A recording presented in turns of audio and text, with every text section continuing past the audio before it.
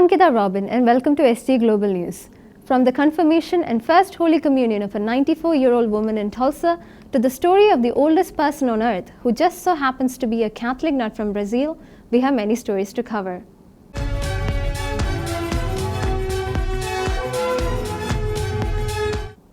You have made us for yourself, O Lord, and our hearts are restless until they rest in Thee.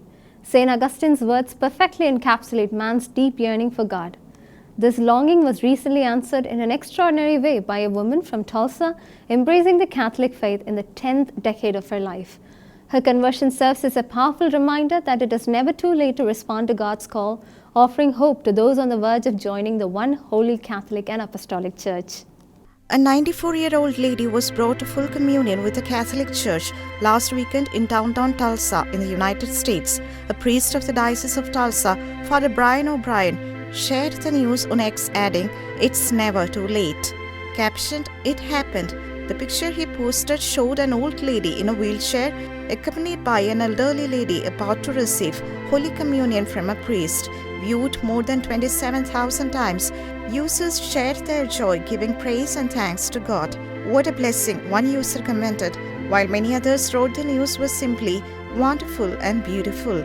Reverend Father O'Brien is Director of the Holy Family Cathedral and President of Holy Family Classical School in Tulsa, Oklahoma. Cardinal Archbishop Timothy Dolan of the Archdiocese of New York recently confirmed in an interview with Pix 11 Morning News that the President-elect has asked him to lead the opening prayer at his inauguration as the 47th President of the United States. A true New Yorker, Donald Trump shares a special bond with Cardinal Dolan, who also hosted the President-elect at the Al Smith dinner prior to the election. Cardinal Archbishop Timothy Dolan of the Archdiocese of New York announced on Pix 11 News on Christmas Eve that he will deliver the opening prayer during the inauguration ceremony scheduled for January 20th. Cardinal Dolan also led the opening prayer during Donald Trump's first inauguration in 2017. Donald Trump's second inauguration as president, marking the 60th U.S. presidential inauguration, has been in the works since May 2024, when both houses of Congress appointed a joint committee on inaugural ceremonies to oversee the event. This year's inauguration coincides with Martin Luther King Jr. Day, making it the third time an inauguration has occurred on this date. The ceremonies are scheduled to begin at 12 p.m. ET on the west front of the United States Capitol in Washington, D.C. After the swearing-in ceremony, the President will withdraw to the President's room for a signing ceremony, followed by the inaugural luncheon, pass-in-review, procession, and parade. Invitations have been extended to several world leaders including Chinese President Xi Jinping, El Salvadoran President Nayib Bukele, Italian Prime Minister Giorgia Meloni, Georgian President Salome Zurabichvili, and Argentine President Javier Milei. No foreign head of state has ever attended a US presidential inauguration in recorded history. The final holy door for 2025 Jubilee Year of Hope is now open. Cardinal Archpriest James Michael Harvey of St. Paul outside the walls opened the holy door at the Papal Basilica. As Pope John Paul II once articulated, passing through the holy door symbolizes the movement from a state of sin to one of grace, echoing the biblical invitation to enter into communion with God through Jesus Christ, who is described as the door. Opening the fifth and final door of the Church's 2025 Jubilee of Hope at St. Paul's Basilica, American Cardinal James Harvey equated the opening of the holy doors with the salvific passage opened by Christ and called for the members of the Church to be reconciled with God. The ceremony began in the Basilica's column-lined courtyard, accompanied by the sounds of a shofar and a ram's horn, instruments historically used by the ancient Israelites to announce Jubilee years as recorded in the Bible. Cardinal Harvey, a native of Milwaukee and the Archbishop of the Basilica, along with the congregation's rendition of the Jubilee hymn Pilgrims of Hope, slowly opened the bronze door after pausing for a brief moment of silence. In his homily, Cardinal Harvey emphasized the virtue of good hope and added that the good news is that the accomplished reality of Jesus Christ is our only hope. Cardinal Harvey concluded the homily by once again quoting Pope Benedict XVI's Spes Salvi, quote, "The dark room of time of the future has been thrown open. The one who has hope lives differently. The one who hopes has been granted the gift of new life." End quote. The Basilica of St. Paul outside the walls, where Cardinal Harvey opened the door, is one of Rome's 4 papal basilicas and will remain open until December 28, 2025. The Carmelites of Mary Immaculate, the first indigenous religious congregation in the Catholic Church of India, with a presence in over 34 countries, celebrated the ordination of 32 new priests. Founded by St. Kuriakose Elias Chavara, the CMI congregation has been instrumental in promoting education in Kerala. The increasing vocations within the congregation are a testament to their faithfulness to their original charism. 38 deacons were ordained to the priesthood recently for the Congregation of Carmelites of Mary Immaculate, the first indigenous religious congregation in the Catholic Church of India. Last year, 45 priests were added to the congregation. The congregation currently has more than 2,000 priests serving in 34 countries around the world.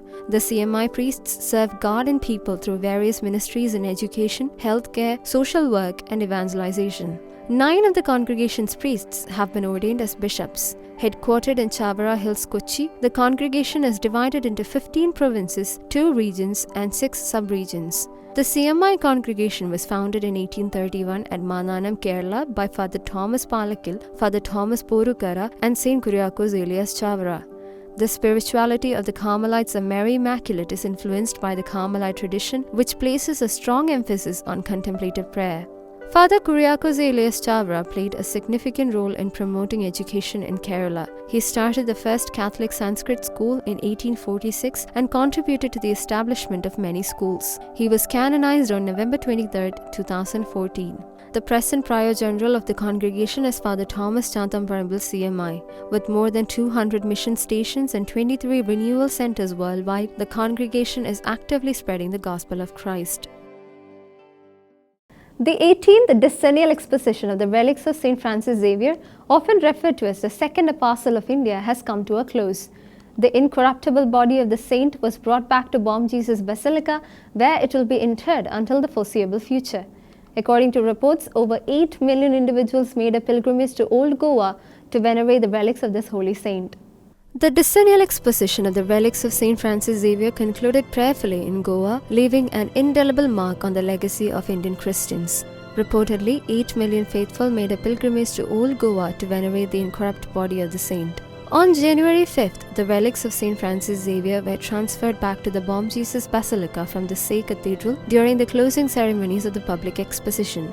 Archbishop Philip Neri Ferrao of Goa and Daman presided over the Mass celebrated in front of the Bom Jesus Basilica, with approximately 400 priests concelebrating the Holy Mass. Until the next public exposition in 10 years, the relics will remain interred at the Bom Jesus Basilica.